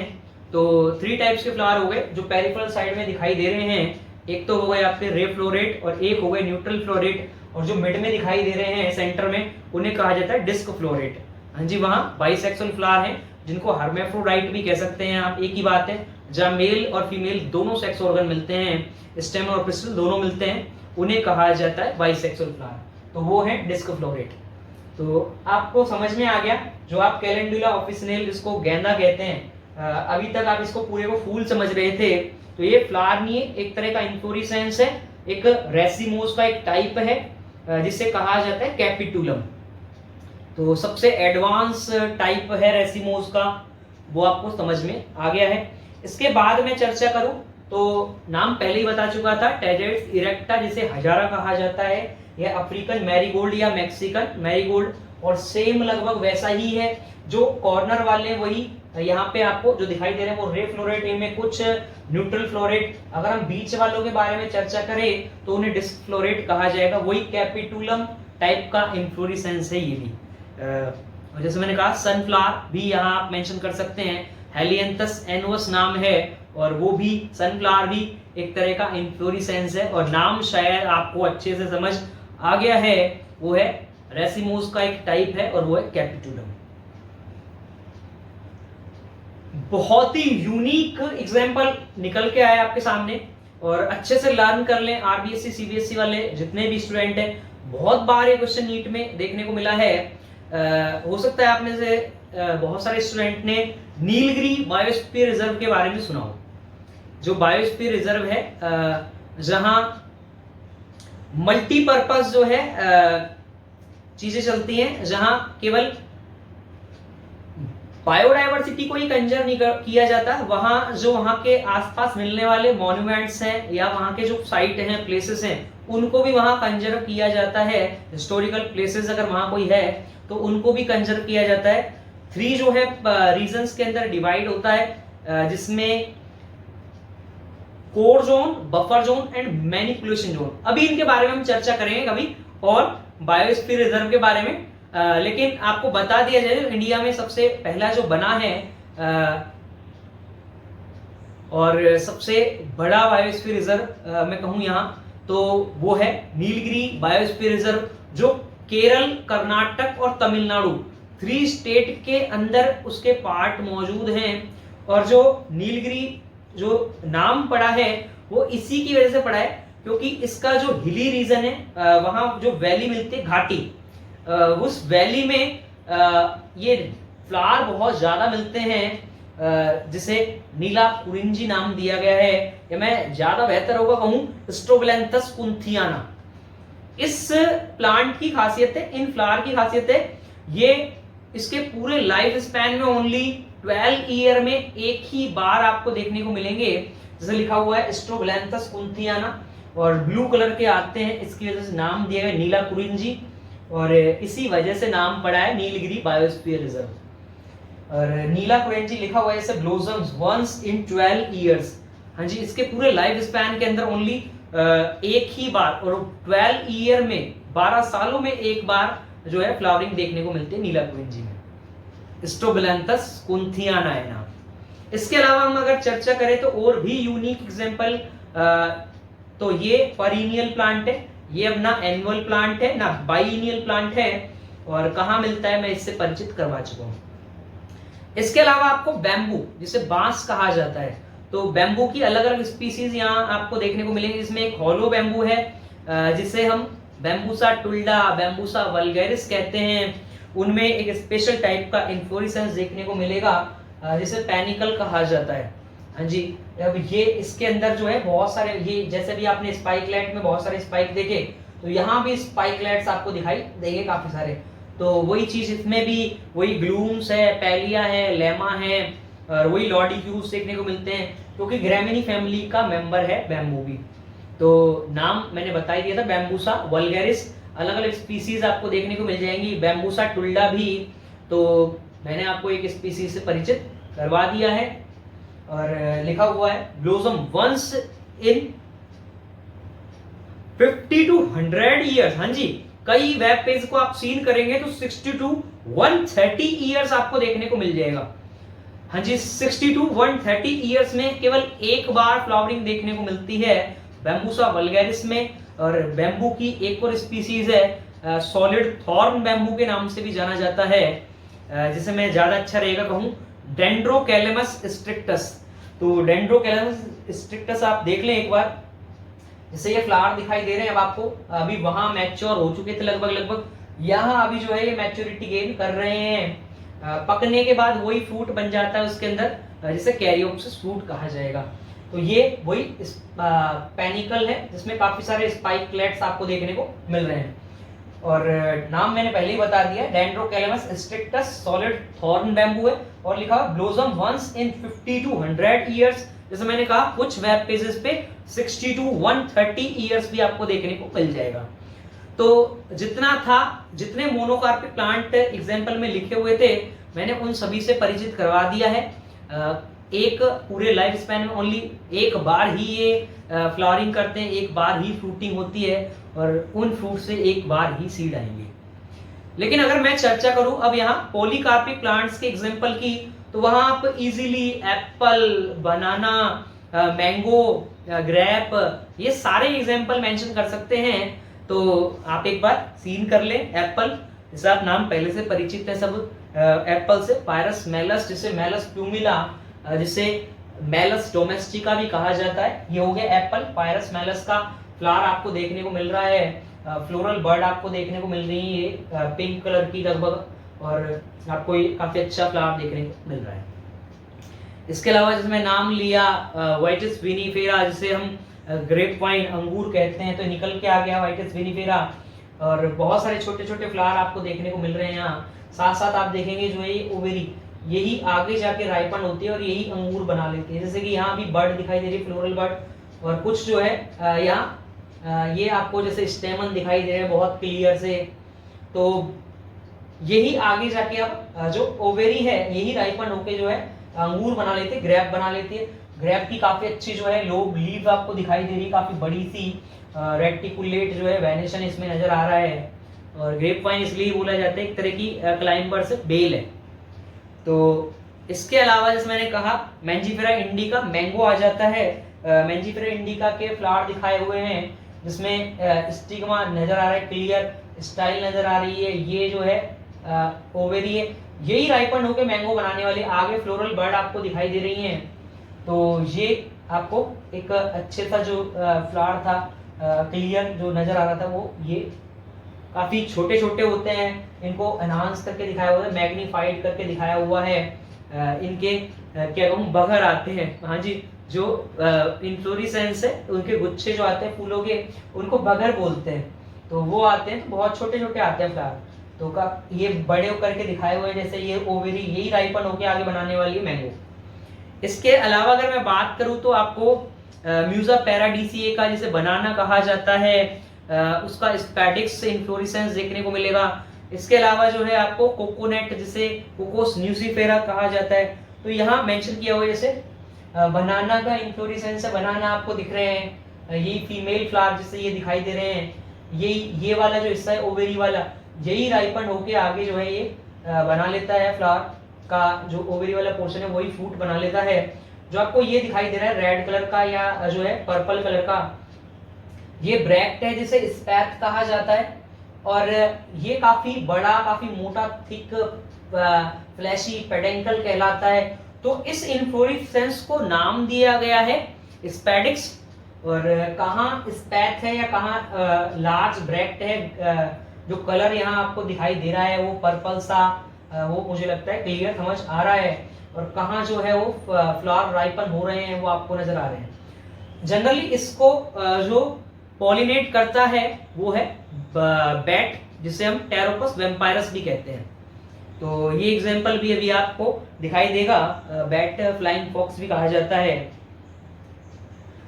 ये कोकोनट के फ्लावर है, हाँ जी। अब कोकोनट के मोनोएशियस प्लांट में 2 टाइप्स के फ्लावर देखने को मिलते हैं। एक तो ये वाले, इनको तो हम फीमेल फ्लावर कहते हैं, और आगे वाले जो हैं इनको हम मेल फ्लावर कहते हैं। तो यहाँ 2 टाइप्स के आपको फ्लावर देखने को मिल रहे हैं कोकोनट में। तो इसलिए मोनोएशियस प्लांट कहा जाता है, क्योंकि 2 यूनिसेक्सुअल फ्लावर हैं इस पे। एक पिस्टिलेट फ्लावर का मतलब जिसमें ओनली फीमेल सेक्स ऑर्गन मिलेगा, और एक स्टेमिनेट फ्लावर जिनके अंदर ओनली स्टेमन या मैं कहूँ मेल सेक्स ऑर्गन देखने को मिलेगा।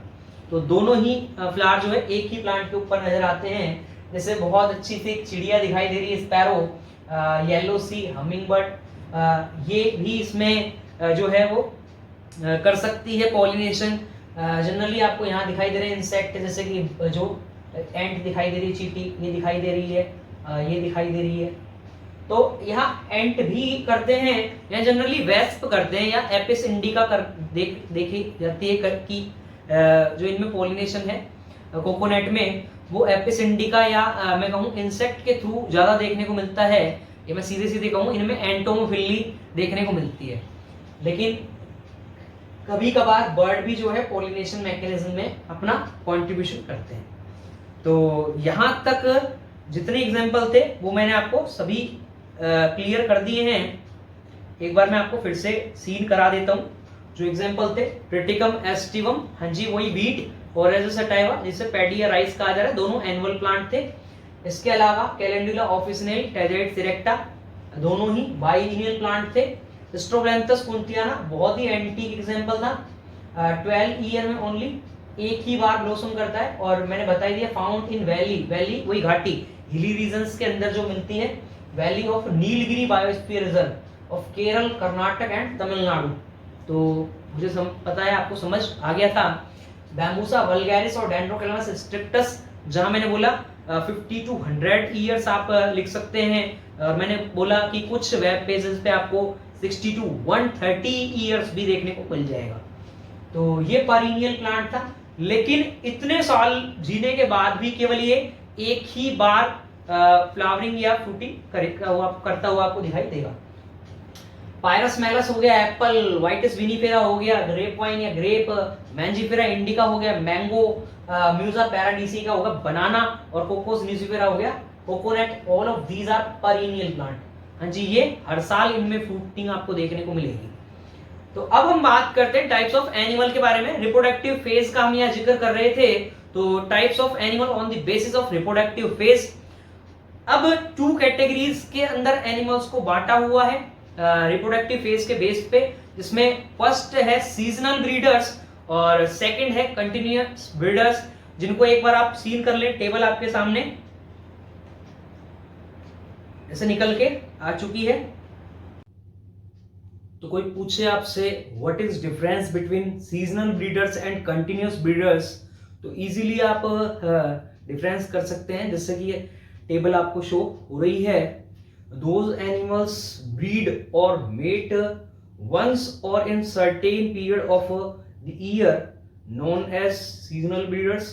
मैं फिर से रिपीट करता हूँ, हाँ जी, एक पर्टिकुलर सीजन में या पूरे साल में केवल एक बार, 2 बार या एक खास सीजन में जो ब्रीडिंग कर रहे हैं, मेटिंग कर रहे हैं, उन एनिमल्स को कहा जा रहा है सीजनल ब्रीडर्स। फिर से डिफाइन करता हूँ, those animals mate or breed in certain period of the year or once in the year or twice in the year। हाँ जी, यहाँ certain period से मतलब है एक स्पेशल सीजन से मतलब है। तो जैसे कि आपको सीन हो ही रहा है। और अगर हम बात करें कंटिन्यूअस ब्रीडर्स के बारे में, तो बार बार या मैं कहूँ कि किस पूरे साल में या पूरे ईयर के अंदर कभी भी ये मेट कर सकते हैं, तो लिखा हुआ है those animals breeds or mate any time through out the year. हाँ जी, तो जैसे कि आपको सीन हो रहा है, दोज एनिमल ब्रीड और मेट वंस और इन, वंस कर सकते हैं, ट्वाइस कर सकते हैं, और in certain period of the year, उन्हें सीजनल ब्रीडर्स कहा जाएगा। दोज एनिमल्स ब्रीड और मेट, हाँ जी, सेक्स से, मेटिंग से या कॉपुलेशन से मतलब है यहाँ any time through out the year, तो कभी भी ये पूरे साल में, पूरे ईयर के अंदर कभी भी ये जो है मेटिंग कर सकते हैं। इन्हें इसलिए कंटिन्यूअस ब्रीडर्स कहा जाता है। अगर हम बात करें सीजनल ब्रीडर्स की, तो सीजनल ब्रीडर्स जो है ऑयस्टर साइकिल को फॉलो करते हैं, जबकि अगर हम बात करें कंटिन्यूअस ब्रीडर्स के बारे में, तो ये मेनस्ट्रुअल साइकिल को फॉलो करते हैं। अब ये क्या है ऑयस्टर साइकिल, क्या है मेनस्ट्रुअल साइकिल, और किन एनिमल्स के अंदर ये देखने को मिलती है, तो आपको मैं परिचित करा देता हूं। जैसे लिखा हुआ है नीचे, अगर थर्ड पॉइंट देखेंगे आप, तो मोस्टली नॉन प्राइमेट्स मैमल के अंदर और कुछ ऑर्गेनिजम्स के अंदर और ये आपको देखने को मिल जाएगी। बट जबकि अगर हम बात करें प्राइमेट्स मैमल की, वहां आपको मेनस्ट्रुअल साइकिल देखने को मिलती है, जिनके एग्जांपल की भी हम चर्चा करने वाले नीचे।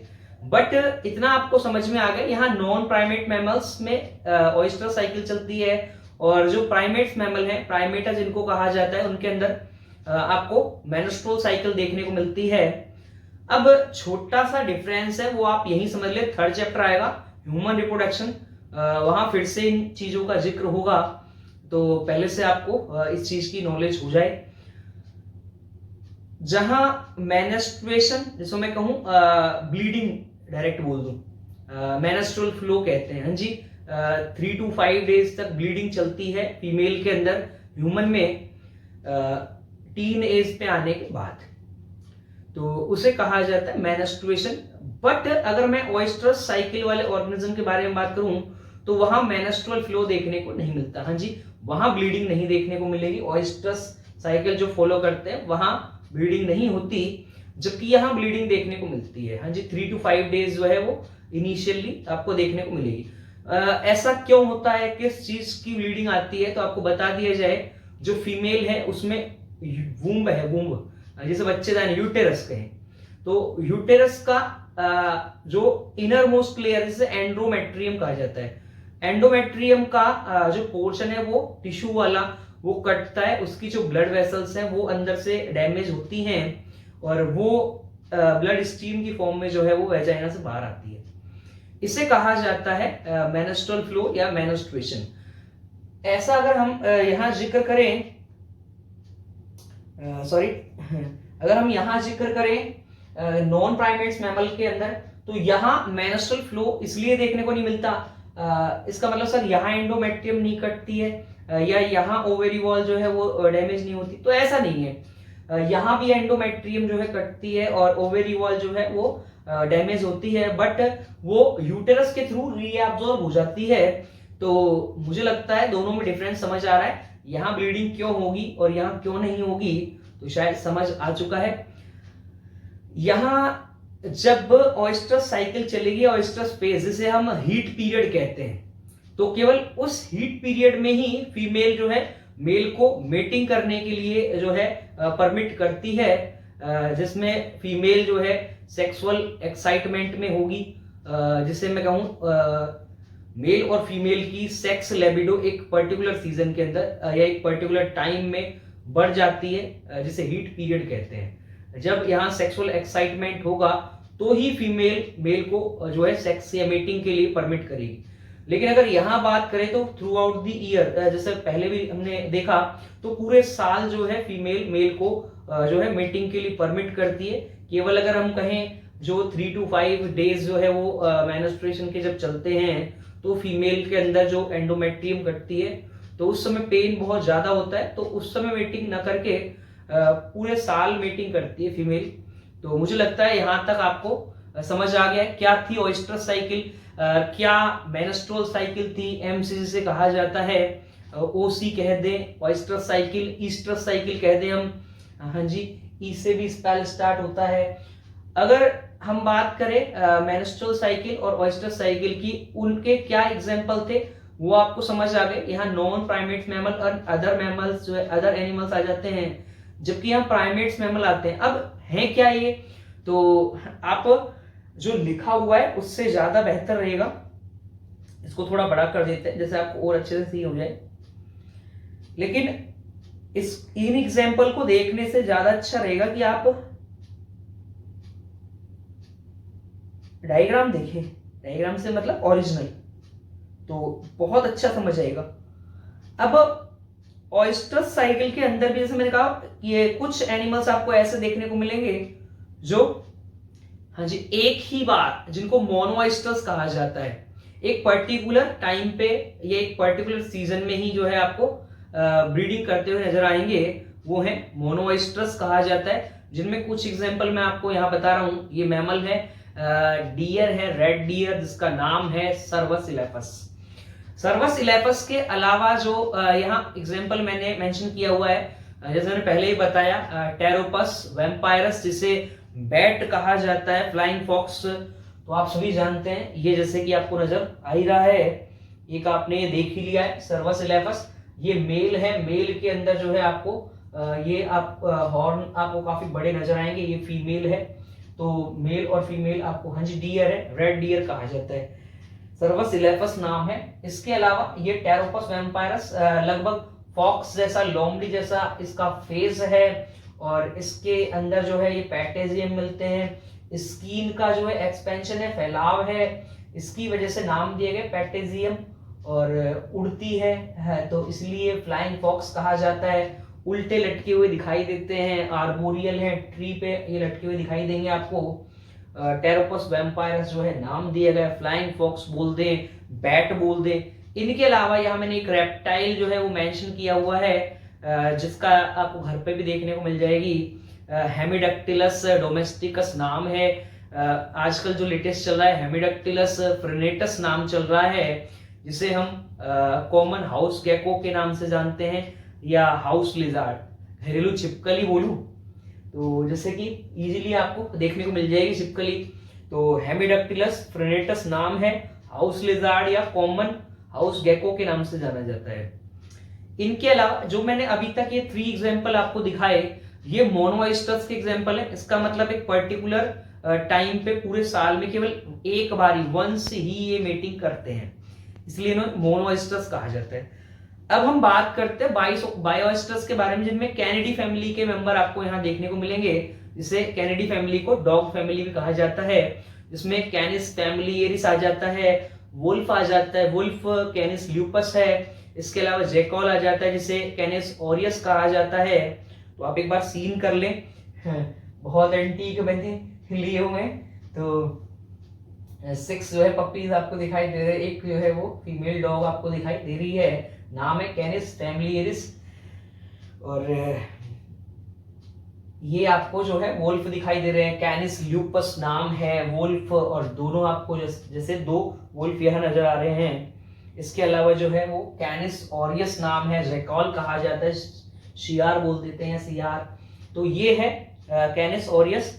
इनके हाँ जी, ये अब बायोइस्टर्स इसलिए कहते हैं इनको, क्योंकि ये ईयर के अंदर जो है ट्वाइस जो है मेटिंग कर सकते हैं, जिनमें ये रेनी सीजन में मेटिंग करते हैं एक तो, और एक विंटर में रेन आती है, जब जिसको मावट की बारिश कहा जाता है।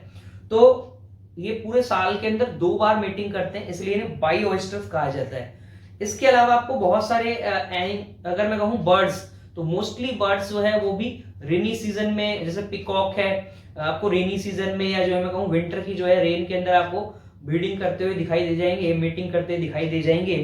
तो यहाँ जो मैंने एक एग्जांपल लिया हुआ है एवीज का या एवियन का, जिसे बर्ड कहूँ, वो है गैलस गैलस, जिसे हैन या फाउल कहा जाता है।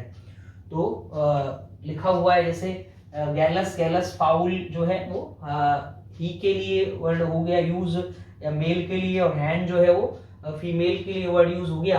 तो आपको दिखाई दे ही रहे हैं जो है।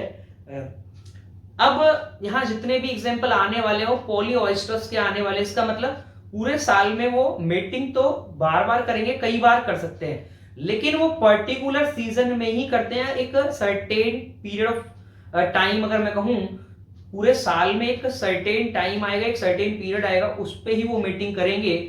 तो जिनमें यहाँ जो मैंने एग्जांपल मेंशन किया हुआ है उसमें रेक्टस नॉर्वेगिकस, जिसे हम रैट कह दे, चूहा, बहुत एंटीक सा चूहा लिया हुआ है और बहुत मासूम इनोसेंट से लग रहा है, बहुत रेक्टस नॉर्वेगिकस नाम है रैट। इसके अलावा इन चीजों से हम क्या पिछड़ते जा रहे हैं, हम क्या नेचर में ऐसी चीजें हमको अब देखने को नहीं मिलती, या हम कोशिश ही नहीं करते नेचर में हम जानने की, या नेचर को जो है हम निहारने की, देखने की।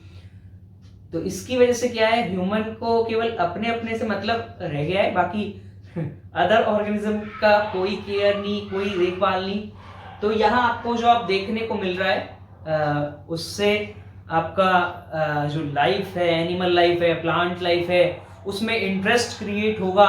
तो बहुत एंटीक मैंने यहाँ इमेजेस चुनी हुई है। ऑरिक्टोलेगस क्यूनिकुलस है, जिसे हम रैबिट भी कहते हैं। ऑरिक्टोलेगस क्यूनिकुलस का जैसा ही एक और आपको एनिमल देखने को मिलेगा, जिसे हेयर कहा जाता है। मोस्टली तो रैबिट और हेयर में कई डिफरेंस ही नहीं कर पाते, बट एक लीपस है और एक जो है ऑरिक्टोलेगस है, तो दोनों डिफर हैं। तो ये रैबिट है, और दोनों में ही जो है पॉलीऑयस्टर साइकिल देखने को मिलती है, और दोनों ही सीजनल ब्रीडर्स हैं। इनके अलावा कैटल्स मैंने यहाँ मेंशन किए हैं। कैटल्स के अंदर आप बॉस इंडिकस, जिसे बॉस गॉरस भी कहते हैं, और बहुत एक छोटी सी जो है गाय ली हुई है, काफ, और एक बड़ी सी जो है, और दोनों माँ बच्चे जो है यहाँ लिए हुए हैं, बॉस इंडिकस, जिसे काओ कहा जा रहा है। इसके अलावा और भी, जिसमें बफेलो आ जाती है, बफेलो जिसे बुबेलस बुबिलिस कहा जाता है। और मैंने कहा मैंने जितने भी लिए हैं एक चुन के इमेज लिए है, और ऑलवेज आपको याद रहने वाले हैं एग्जाम्पल, क्योंकि आप ओनली सुन नहीं रहे एग्जाम्पल, आप देख रहे हैं और फील कर रहे हैं। और यहाँ बुबेलिस। इसके अलावा मैंने एक और जो कैटल लिया हुआ है, जिस 4 पैर वाले जंतु हम कहें, चौपाए या चारा खाने वाले, इनको हम रूमिनेंट भी कहते हैं, क्योंकि इनके अंदर जो है रूमेन मिलती है, एक स्टमक में एक और पोर्शन मिलता है, हमारे 4 पोर्शन ना हो गए, 3 पोर्शन है, कार्डियक, फंडिक और पाइलोरिक। इनमें एक और पोर्शन देखने को मिलता है जहां ये फूड को स्टोर रखते हैं, जिसे रूमेन कहते हैं, और वापस से उसमें निकाल के जो है अपने मुंह में वो च्यू करते हैं, इसलिए इन्हें रूमिनेंट नाम दिया गया, जुगाली करने वाले एनिमल। तो आप सभी को पता है घोड़ा है, जो है बफेलो है, काऊ है, जो जितने भी कैटल्स हैं ये सब जो है रूमिनेंट कहते हैं इनको। अब क्यों कहते हैं वो मुझे लगता है आपको समझ आ गया। यहाँ गॉट ली हुई है, गॉट के छोटे छोटे बच्चे लिए हैं, तो जिनमें गॉट का नाम कोई पूछे तो हाँ जी गरीब की गाय भी कहा जाता है, काउ ऑफ पुअर सस्ती आ जाती है, और इसका दूध भी पिया जाता है, गॉट का भी। नाम है कैप्रा अगेगस। तो आप एक बार सीन कर ले, छोटे छोटे जो है बच्चे लिए हुए गॉट के, कैप्रा अगेगस नाम है। तो इजीली आपको दिखाई दे रहा है मुझे लग रहा है। मैंने जितने भी एग्जाम्पल थे उनसे आपको यहाँ परिचित करा दिया। एक बार फिर से आप सीन कर सकते हैं। बहुत ही एंटीक एग्जाम्पल लिए हुए थे। सर्वस इलेफस जिसे डियर, रेड डियर कहा जाता है। इसके अलावा टेरोपस वैम्पायरस जिसे हम फ्लाइंग बैट या जो है हम फ्लाइंग बैट बोल सकते, फ्लाइंग फॉक्स कह सकते हो, बैट कह सकते हो। हेमिडक्टिलस लिया हुआ है, हेमिडक्टिलस फ्रेनेटस नाम है। हाउस लिजार्ड कह दें, कॉमन हाउस गैको कह दें। इसके अलावा जो है कैनिस फैमिलियरिस लिया हुआ है, कैनिस ल्यूपस लिया हुआ है, कैनिस ऑरियस लिया हुआ है, गैलस गैलस लिया हुआ है।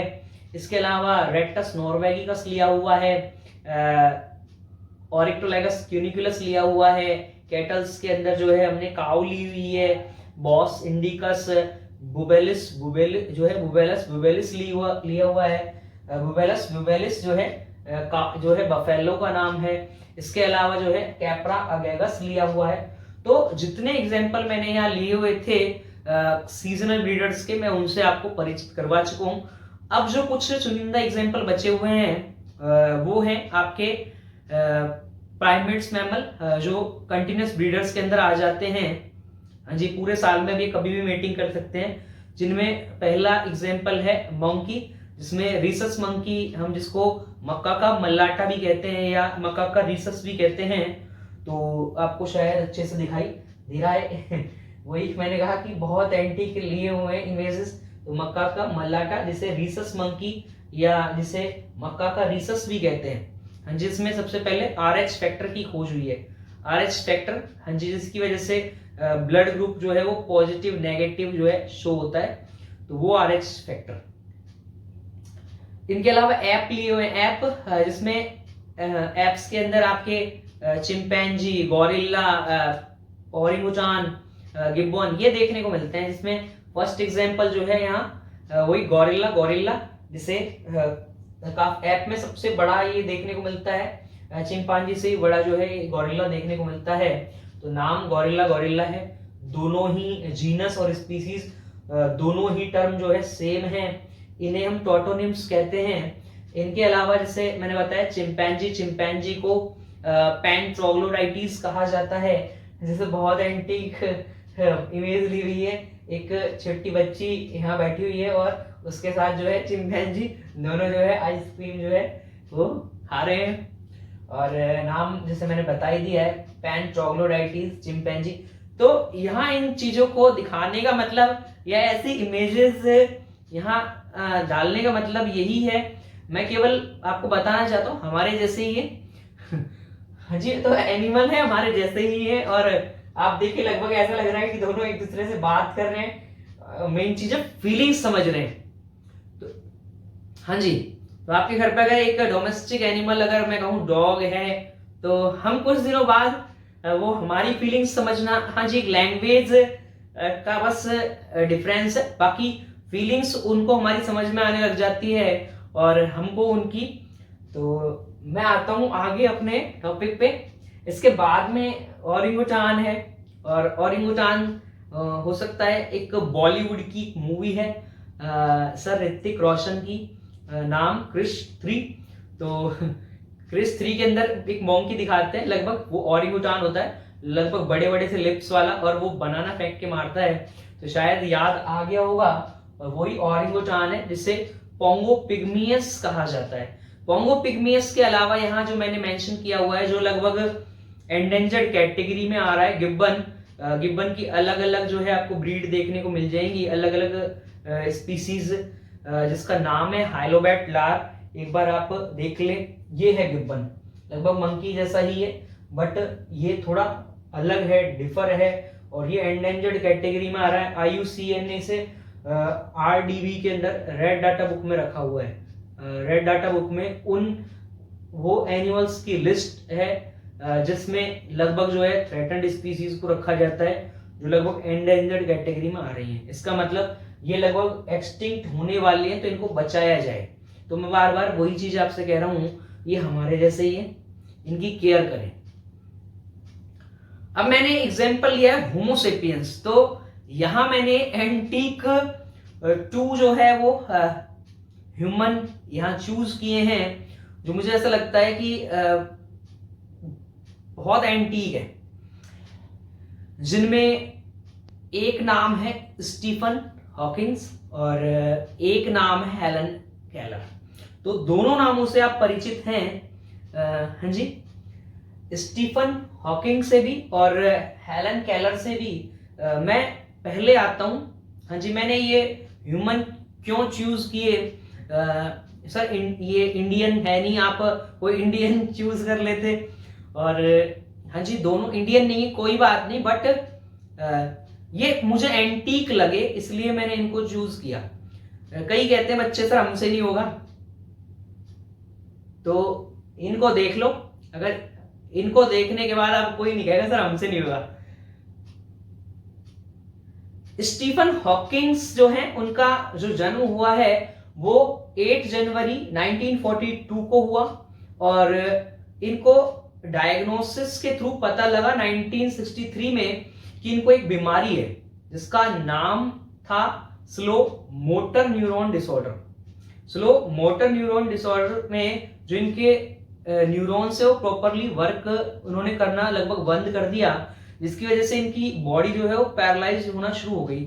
तो पूरी बॉडी पैरालाइज हो गई। उसके बाद इन्होंने अपनी एक डिवाइस क्रिएट की, और इनका केवल एक फिंगर और जो है पैर का कुछ पोर्शन काम करता था, बस बाकी जो है पूरा शरीर जो है वो पैरालाइज था।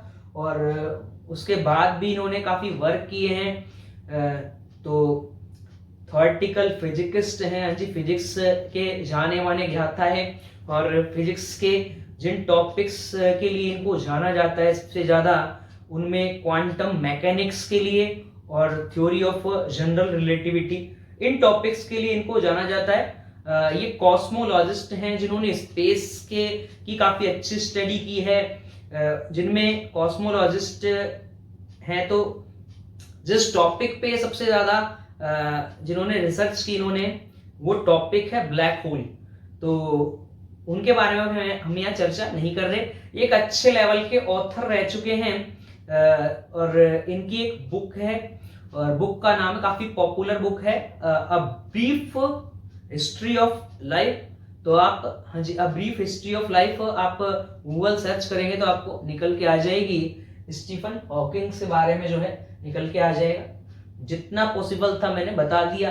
आप इसके बाद भी इन्होंने क्या क्या किया है, किस कंडीशन में थे, तो आपको शायद समझ आ गया है। इसके बाद में अपना दूसरा जो मैं किरदार है, या मैम हेलन एंड केलर के बारे में बात कर रहा हूँ। हेलन केलर जो है, उनका जो जन्म हुआ वो जून में हुआ है, लगभग जो है 1 जून के आसपास, 27 जून को हुआ है इनका बर्थ, 27 जून को, और जो डेथ हुई है वो 1 जून को। 27 जून से लेकर 1 जून तक, 27 जून 1880 से लेकर इनका जो लाइफ स्पैन रहा है वो 1 जून 1968 तक रहा है। जैसे मैं फिर से रिपीट करता हूं,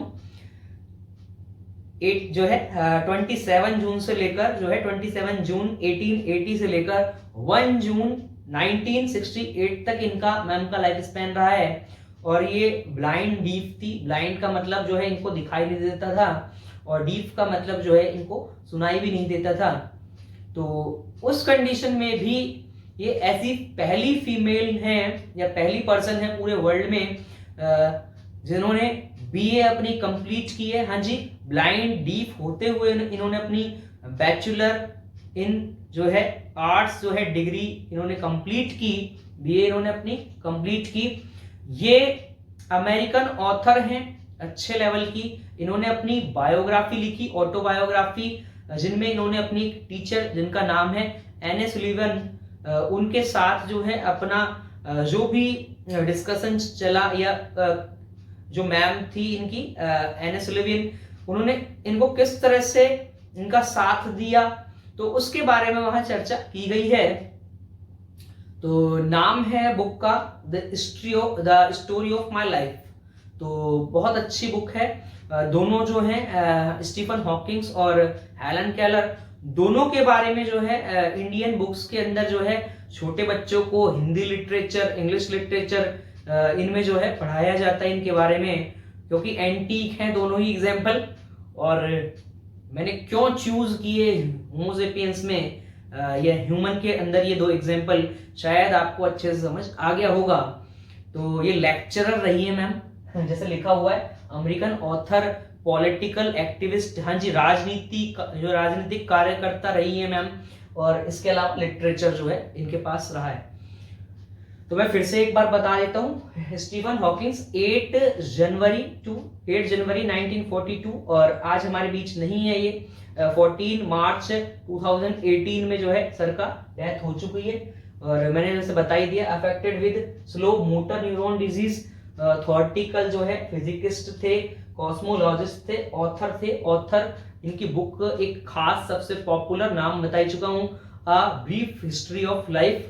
इसके अलावा मैम से मैं परिचित करवा चुका हूँ, हेलन केलर। 27 जून 1880 को इनका बर्थ हुआ और आज हमारे बीच नहीं है। और 1 जून 1968 को जो है इनकी डेथ हुई। डीफ और जो है ब्लाइंड थी, उसके बाद भी इन्होंने अपनी आर्ट्स की बीए की डिग्री जो है कंप्लीट की। और अमेरिकन ऑथर थी, पॉलिटिकल जो है एक्टिविस्ट और लेक्चरर। जैसे मैंने कहा, इन्होंने अपनी एक ऑटोबायोग्राफी लिखी एक नाम से, जिस बुक का नाम था the story of my life, जिनमें इनकी टीचर के साथ इनका डिस्कशन है काफी अच्छा। तो जितना पॉसिबल हो सकता था मैंने अपना टॉपिक कंप्लीट किया, बट अभी एक छोटा सा टॉपिक और बचा है। मुझे लगता है पूरी टेबल, पूरे एग्जाम्पल जितने थे मैंने सभी मेंशन कर लिए हैं। अगर आप अब इनको देखेंगे तो आपको समझ आ जाएगा। हमने अभी जो डायग्राम देखे वो सभी एग्जाम्पल जो है यहाँ आ चुके हैं। अब मैं केवल एक छोटा सा जो हमारा टॉपिक है सेनेसेंस और सेनेसेंट फेज, उसको मैं यहाँ डिफाइन कर देता हूँ। जैसे अब तक आपने पढ़ा pre reproductive phase, reproductive phase, तो सेनेसेंट फेज या सेनेसेंस, जैसे मैंने पहले ही बता दिया था कि पोस्ट रिप्रोडक्टिव फेज, जैसे लिखा हुआ है the post reproductive phase which shows gradual deterioration in tissues. इसका मतलब यहाँ जो है धीरे धीरे टिश्यू जो है डैमेजिंग चलती रहती है, नेक्रोसिस चलता रहता है। एंड साफ लिखा हुआ है स्लो मेटाबॉलिक एक्टिविटीज, जो मेटाबॉलिक एक्टिविटीज हैं या बायोकेमिकल जो रिएक्शंस हैं उनकी रेट जो है हमारी बॉडी के अंदर स्लो हो जाती है। एंड रिड्यूस्ड रिप्रोडक्टिव एबिलिटी, जो हमारे सेक्स ऑर्गन है वो जो है वो मैं कहूँ परफेक्टली जो है वर्क नहीं कर पाते। और हाँ जी, बुढ़ापे में या मैं कहूँ ओल्ड एज में जो है वो काम नहीं कर पाते, स्पर्म काउंट कम हो जाते हैं। फीमेल के अंदर भी अगर मैं कहूँ तो 45 to 50 की एज पर मेनोपॉज लग जाता है, तो ओवम बनने बंद हो जाते हैं, मेंस्ट्रुअल साइकिल चेक हो जाती है। तो और रीचेस नियर द डेथ, हाँ जी, जो ऑर्गेनिज्म है वो लगभग डेथ के करीब पहुंच जाता है। तो इस पूरी जो मैंने अभी बोला, इस पूरी फेज को नाम दिया गया सेनेसेंट फेज। फिर से मैं एक बार रिपीट कर देता हूं, the post reproductive phase which show gradual deterioration of tissues, slow metabolic activities, reduced reproductive abilities, and reaches and organism reaches near the death, and this entire phase is referred as senescent phase। तो मुझे लगता है यहां तक आपको अच्छे से समझ आ गया होगा। आज के लिए मैं आप सभी से अलविदा लेता हूं। Thank you so much.